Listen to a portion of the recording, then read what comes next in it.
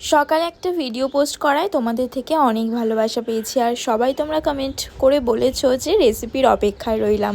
তার জন্য ঝটপট এই ভিডিওটা তৈরি করে নিয়েছি তোমাদের জন্য। কাজু, তিল আর ওদিকে ওটসটাকে ভালো করে কড়াইতে নেড়ে ওটা ঠান্ডা করার জন্য রেখে দিয়েছিলাম কিছুক্ষণ। এরপর কাজুটা গুঁড়ো করে নিলাম আর খেজুরটা পেস্ট করে নিলাম। তবে তোমরা যদি চাও গুঁড়ো নাও করতে পারো, তোমরা একটু ভেঙে নিতে পারো আর খেজুরটাকেও একটু হাত দিয়ে ছাড়িয়ে নিতে পারো। এরপর কড়াইটা গরম করে তাতে পরিমাণ মতো ঘি দেবে।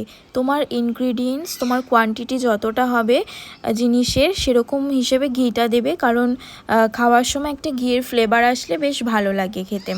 তারপর খেজুর গুঁড়োটা মানে কাজুর গুঁড়োটা, ওদিকে তিল, কিশমিশ আর তোমরা আরও চাইলে অনেক রকম ড্রাই ফ্রুটস দিতে পারো। এখানে পেস্তা, আলমন্ড, তারপরে পামকিন সিডস, সিজমি সিডস যেটাই দেবে দিতে পারো, কোনো অসুবিধা নেই। আর তারপরে আমরা ওটা ভালো করে মিক্সড করে নিয়েছিলাম। নেওয়ার পর এরপর কড়াইতে পরিমাণ মতো গুড় নিয়েছি, যেটা জল দিয়ে ভালো করে আঠালো মতো করে নিতে হবে। ঠিক যেরকম লক্ষ্মী পুজোর সময় আমরা মোয়া করি বা তিলের নাড়ু করি, সেরকমই এই জিনিসটাও হবে। এদিকে ওটসটা একটা বড় কিছুতে নিয়ে নেবে তোমরা।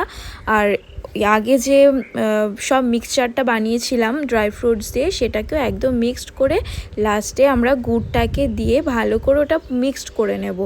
আর এইটাকে ভালো করে গুড়টা ভালো মিক্সড করে নিলেই এরকম ডোয়ের মতো আমরা নাড়ুর মতো গোল গোল করে পাকিয়ে নেব। এটাই হচ্ছে রেসিপি। এটাকে ড্রাই ফ্রুটসের লাড্ডু না কিছু একটা, তোমরা যেটাই ভালো বুঝবে নাম দিয়ে দেবে। বাট এটা কিন্তু খেতে অসাধারণ হয়েছিল।